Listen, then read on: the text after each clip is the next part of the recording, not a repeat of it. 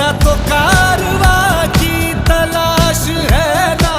2 বছর পর নিজের দেশে, এই দেশের হাওয়া, নিজের দেশের মাটি, ইমা এটা গু, নিজের দেশের গু, আলাদাই একটা অনুভূতি। বিলত ফেরত বাঞ্চের ছেলে এসছে তো, যেটু কথা বলে আসি, মনে হয় বিদেশি মাল এনেছে। আরে ভাই, কেমন আছিস ভাই? তা 2 বছর পর আবার দেশে, কি ব্যাপার?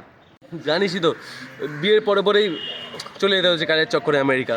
তো ওখানেই ছিলাম 2 বছর হয়ে গেল, কিন্তু একটা খুশির খবর আছে অফকোর্স। খুশির খবর? তার মানে মাল খাবে, বড় বড় বোতল খাবে ভাই? কি কি খুশির খবর? আরে তোদেরকে তো বলবোই ভাই, মানে আমার বৌদি, মানে তোদের বৌদি, আমার বউ 2 বছর আগে বিয়ে হয়েছিল না, প্রেগনেন্ট তো, এই 8 মাস চলছে। 2 বছর বাইরে বৌদি বাচ্চা? তুই 2 বছর বাইরে বৌদি 8 মাসের, মানে মানে কি করে এটা, মানে কি করে? তুই তো 2 বছর ছিলি না, তা তোর বউ 8 মাসের প্রেগনেন্ট, এটা কি করে? তোরা না এগুলোতেই ভুল করিস, জানিস তো, তোরা বুঝিস না কিছু।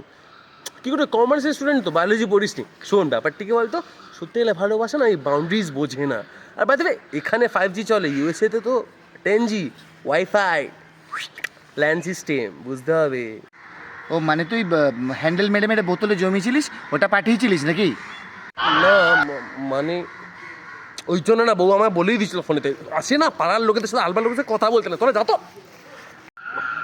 শালা গান্ডু চোদা শালা, তো বেপারার কেউ এসে শালা চাঁদা কেটে গেল, আর বাড়ির সামনে থেকেও আমি চান্স পেলাম না।